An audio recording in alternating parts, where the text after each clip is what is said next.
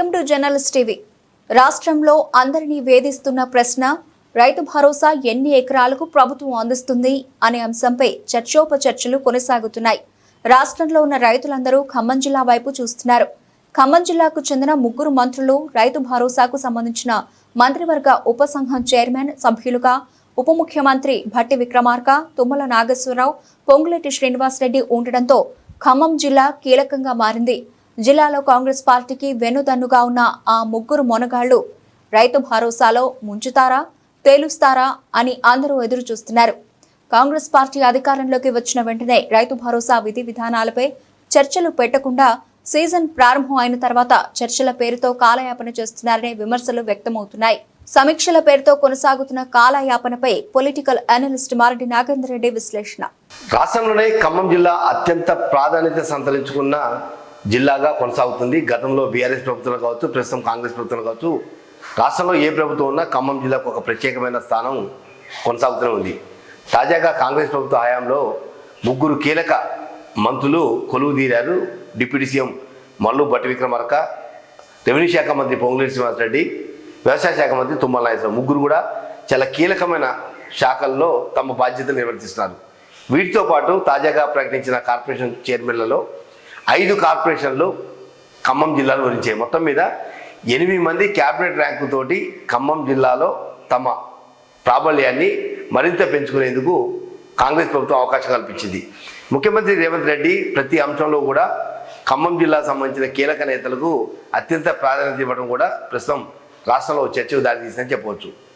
గత 3 నెలల నుంచి ఖమ్మం జిల్లాలోతో పాటు రాష్ట్రంలో రైతాంగాన్ని ఊరిస్తున్న రైతు భరోసా పథకంలో సబ్ కమిటీ ఏర్పాటు చేయడం, మంత్రివర్గ ఉపసంఘంలో చైర్మన్గా మల్లు భట్టి విక్రమార్క, సభ్యులుగా వ్యవసాయ శాఖ మంత్రి తుమ్మల నాగేశ్వరరావు, రెవెన్యూ శాఖ మంత్రి పొంగులేటి శ్రీనివాసరెడ్డి, మరో ఐటీ శాఖ మంత్రి దుద్దిల శ్రీధరబాబు, ఈ 3 కూడా సబ్ కమిటీలో నియమించారు. ఈ 4 కీలకమైన మంత్రులు రైతుల దగ్గర నుంచి సమాచారాన్ని సేకరించి ప్రభుత్వానికి ఒక నివేదిక ఇచ్చి ఆ నివేదిక ఆధారంగా రైతు భరోసా పథకం ఎవరెవరికి అందించాలి, ఎన్ని ఎకరాలకు అర్హులు అనే విషయంలో తేల్చేందుకు సబ్ కమిటీ ఏర్పాటు చేశారు. ఈ రోజు నుంచి రాష్ట్రంలో ఉన్న పూర్వ జిల్లాలు ఏదైతే 10 జిల్లాలో 10 జిల్లాల్లో కూడా జిల్లా స్థాయి సెమినార్లు ఏర్పాటు చేసి రైతుల నుంచి అభిప్రాయాలు సేకరించేందుకు సబ్ కమిటీ పర్యటనలు ప్రారంభించిందని చెప్పవచ్చు. అయితే సబ్ కమిటీలో ఒక దుద్దిల శ్రీధరబాబు మినహా మిగిలిన 3 కూడా ఖమ్మం జిల్లాకు సంబంధించిన కీలక నేతలు, రాష్ట్ర మంత్రివర్గంలో కూడా కీలక శాఖలు నిర్వహిస్తున్న భట్టి విక్రమార్క, రెవెన్యూ శాఖ మంత్రిగా పొంగులేటి శ్రీనివాసరెడ్డి, వ్యవసాయ శాఖ మంత్రి తుమ్మల నాగేశ్వరరావు, ఈ 3 కూడా రైతులకు అనుబంధంగా రైతులకు మంచి చేసే ఒక కీలకమైన పదవుల్లో ఉన్న నేపథ్యంలో రాష్ట్రంలో ఉన్న రైతులందరూ కూడా ఖమ్మం జిల్లా వైపే చూస్తున్నారు. ఎందుకంటే ఖమ్మం జిల్లాలో కీలకమైన మంత్రి హోదాలో ఉన్న ఆ 3 ఏదైతే నిర్ణయిస్తారో ఆ నిర్ణయమే రైతులకు లాభమా నష్టమా అనేది ఒక బేరీజ్ వేస్తారని చెప్పవచ్చు. ఎందుకంటే ఉంచుతారా తేలుస్తారా అనే ఒక చర్చ మాత్రం కొనసాగుతుంది. ఎందుకంటే ఖమ్మం జిల్లాలే అతి చైతన్యవంతమైన, రాజకీయ చైతన్యవంతమైన జిల్లాగా పేరుగాంచిన నేపథ్యంలో రైతులకు అండగా ఉంటారా, లేకపోతే రైతులకు నష్టపరిచే విధంగా లేదా ప్రభుత్వం ఆదాయానికి గండిపడకుండా ప్రయత్నం చేస్తారనే ఒక చర్చ మాత్రం వివిధ రాజకీయ పార్టీలలో, రైతు సంఘాలలో, రైతులలో క్షేత్రస్థాయిలలో జరుగుతున్న ప్రచారం. ముంచుతారా తేలుస్తారా అంటే రైతు భరోసా విషయంలో 2023 ఎన్నికల్లో ఒక్కసారి కాంగ్రెస్ పార్టీ నేతలు లేదా ఆనాటి పిసిసి అధ్యక్షుడు ప్రస్తుత ముఖ్యమంత్రి రేవంత్ రెడ్డి కావచ్చు, వివిధ హోదాలలో ఉన్న మంత్రులు కావచ్చు, క్యాబినెట్ ర్యాంక్ ఉన్న కార్పొరేషన్ చైర్మన్ కావచ్చు, గ్రామాలలో జరిగిన ప్రచారంలో రైతు బంధు అనర్హులకు బీఆర్ఎస్ ప్రభుత్వం కట్టబెట్టింది, ప్రభుత్వ ధనాన్ని దుర్వినియోగం చేసింది, 3,000 నుంచి 4,000 కోట్లు రైతు బంధు పేరుతోటి వృధా చేసింది, అసలు వ్యవసాయానికి పనికిరాని భూములకు రైతు బంధు ఇచ్చారు, వ్యవసాయ యోగ్యం కానీ వ్యవసాయానికి సంబంధం లేని గుట్టలు, రోడ్లు, రాళ్లకు ఇతరత్ర అన్ని అంశాలని పక్కన పెట్టేసి భూమి ఉంటే చాలు వారికి రైతు బంధు పథకం అని చెప్పేసి బీఆర్ఎస్ ప్రభుత్వ హయాంలో పక్కదారి పట్టింది రైతు బంధు పథకం. అందువల్ల తాము ప్రభుత్వం ఏర్పరిచిన వెంటనే 10,000 నుంచి 15,000 రూపాయల రైతు భరోసా కింద ప్రతి రైతుకు అందిస్తాము, ప్రతి ఎకరాకు పెట్టుబడి సాయం చేస్తాం అని 2023 అక్టోబర్ నవంబర్లో జరిగిన ఎన్నికల ప్రచారంలో హోరెత్తించారు. దాంతో రైతులు కూడా రైతు భరోసా మీద ఒక గంపెడాచ పెట్టుకొని కాంగ్రెస్ ప్రభుత్వానికి వెన్నుదన్నుగా నిలిచారు. ఈ నేపథ్యంలోనే ప్రభుత్వం ఏర్పడిన తర్వాత 3 నెలల తర్వాత తిరిగి సాదాసీదాగా రైతు భరోసా అనర్హులకు అందించారు. కాబట్టి అసలు అర్హులు ఎవరు అనర్హులు ఎవరు అంటే ఎలా జడ్జిమెంట్ చేస్తారనేది కూడా ఒక క్లారిటీ లేకుండా ప్రభుత్వం ముందుకు పోతున్నది ఒక ప్రశ్న.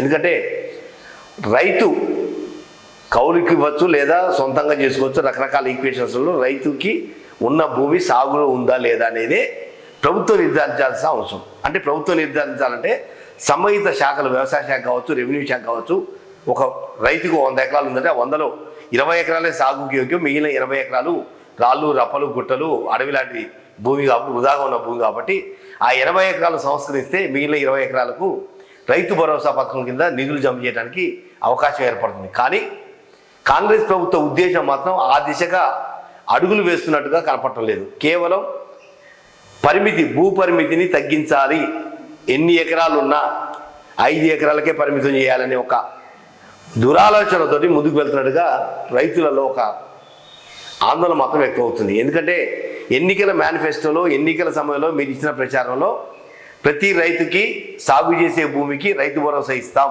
అని ఆ రోజు మీరు చెప్పిన మాటల్ని పక్కకు పెట్టి ఇప్పుడు కట్ ఆఫ్ పెడతాం, 5 ఎకరాలకైతే ఎన్ని లక్షల మంది రైతులు లబ్ధి పొందుతారు, 10 ఎకరాలైతే ఎంతమంది లబ్ధి పొందుతారు అనేది ఇవన్నీ అనవసరమైన చర్చలు దాటేసి రైతులలో ఒక గందరగోళమైన వాతావరణాన్ని తీసుకొస్తున్నారు. మొత్తం మీద అటు ముఖ్యమంత్రి రేవంత్ రెడ్డి ఉద్దేశమో లేకపోతే మంత్రుల ఉద్దేశమో లేకపోతే అధికారుల ఉద్దేశమో తెలియదు, కానీ కేవలం 5 ఎకరాలకు పరిమితం చేస్తే చాలు ఎవరింటనే పోని అనేది చాలా నష్టదాయకమైన అంశం అని కూడా చాలా క్లారిటీ గతంలో జర్నలిస్ట్ పలు కథనాలు ప్రసారం చేసి తాజాగా కూడా ప్రస్తుతం 5 ఎకరాలు అనేది అది నష్టదాయకం, ప్రభుత్వానికి రాబోయే రోజుల్లో ఆ నష్టం ఎలా ఉంటుందో చవి చూడబోయే అవకాశాలు కూడా స్పష్టంగా ఉన్నాయి. ఎందుకంటే 10 ఎకరాలు అనేది కట్ ఆఫ్ అనేది చాలామంది రైతు సంఘాలు కానీ వివిధ రాజకీయ పార్టీలు కానీ 10 ఎకరాలు అటు ఎక్కువ కాదు ఇటు తక్కువ కాదు, 10 ఎకరాలు కట్ ఆఫ్ చేస్తే ఒక మధ్యతరగతి రైతులు 6 ఎకరాలు 7 ఎకరాలు 8 ఎకరాల రైతులు కూడా లబ్ధి పొందే అవకాశం ఉందని కూడా రైతు సంఘాలు వివిధ రాజకీయ పార్టీలు చెప్తున్న మాట. ఈ నేపథ్యంలోనే జిల్లా స్థాయిలలో రైతు సమీక్షలు నిర్వహించేసి లేదా గ్రామ స్థాయిలలో, సొసైటీ స్థాయిలలో ఇవన్నీ కూడా కేవలం రైతులని ఒక ట్రాప్లో పడేసే ప్రయత్నం చేస్తున్నారు తప్ప ప్రభుత్వ ఉద్దేశం కట్ ఆఫ్ 5, 10, 20, 30, 50 ఈ ఉద్దేశాలన్నీ పక్కకు పెట్టి గతంలో మీరు ఎన్నికల సమయంలో చెప్పిన మాట కేవలం వృధా భూములకు, పడవబడ్డ భూములకు, పనికిరాని భూములకు, 1000 ఎకరాలు ఉన్న రైతులకు రైతు భరోసా అందుతుంది, అందువల్ల దాన్ని బంద్ చేస్తాం అని మీరిచ్చిన హామీని తొంగలో తొక్కి ఇప్పుడు భూ పరిమితి చేయాలని చెప్పి ఒక కొత్త ఆలోచన తీసుకురావడం అనే విధంగా అది మీ ఆలోచన విధానం తప్పని కూడా రైతుల నుంచి వస్తున్న ప్రశ్న. కాబట్టి ఇప్పటికైనా ప్రభుత్వం స్పష్టంగా ఈ చర్చలు, ఈ అభిప్రాయాలు ఇవన్నీ రకరకాలు, అంటే నాకు 2 ఎకరాలు ఉంటే 5 రూపాయలు అంటాను, నాకు 50 ఉంటే 10 అంటే అవసరం 50 కూడా అంటాం, ఇవన్నీ అసందర్భమైన చర్చలు తప్ప కేవలం సాగతీత ధోరణి, అంటే టైం పాస్ చేయడానికి కొంత ఆర్థిక వనరులను కొంచెం స్ట్రెంత్ చేసుకోవడం కోసం లేకపోతే టైం పాస్ చేసుకోవడం కోసం ఇవన్నీ చేస్తున్న ప్రయత్నాలను కూడా ఒక పక్క విమర్శలు వెలుగుతున్న నేపథ్యంలో మీరు రైతు భరోసా కింద ఇచ్చే భూమి సాగులో ఉందా లేదా అనేది ఒక క్లారిటీ తీసుకోవాలి తప్ప ఇలా 5 ఎకరాలు కటాపు, 8 ఎకరాలు కటాపు, 10 ఎకరాలు కటాపు అని ఇవన్నీ కూడా అనవసరమైన చర్చలు. దీనివల్ల ప్రభుత్వానికి ఒక గందరగోళమైన వాతావరణం నెలకొంటుంది. దాంతోపాటుగా ప్రతిపక్షాలకు ఒక ఆయుధం కూడా ఇచ్చే అవకాశం ఉంది. ఈ నేపథ్యంలోనే ఖమ్మం జిల్లాలో ఉన్న 3 ముఖ్యమైన నేతలు, రాష్ట్రంలో చాలా కీలకంగా వ్యవహరిస్తున్న 3 మంత్రులు సబ్ కమిటీలో ఉన్న నేపథ్యం, దాంతోపాటుగా రైతుకు అనుబంధంగా ఉన్న శాఖలు, వ్యవసాయ శాఖ మంత్రి తుమ్మల నాగేశ్వరరావు రైతుకి వెన్నుదన్నుగా ఉండాలి, రెవెన్యూ శాఖ మంత్రి అంటే భూములు అంటే రెవెన్యూ అంటే భూమి కాబట్టి వెన్నుదన్నుగా ఉండాల్సిన పొంగులేటి శ్రీనివాసరెడ్డి, వీళ్ళిద్దరికీ ఆర్థికంగా అండదండలు ఇవ్వాల్సింది మళ్ళీ డిప్యూటీ సీఎం మల్లు భట్టి విక్రమార్క. అందువల్ల 3 కీలకమైన నేతలు సబ్ కమిటీలో ఉన్న నేపథ్యంలో రాష్ట్రం అంతా ఖమ్మం జిల్లా వైపే చూస్తుంది.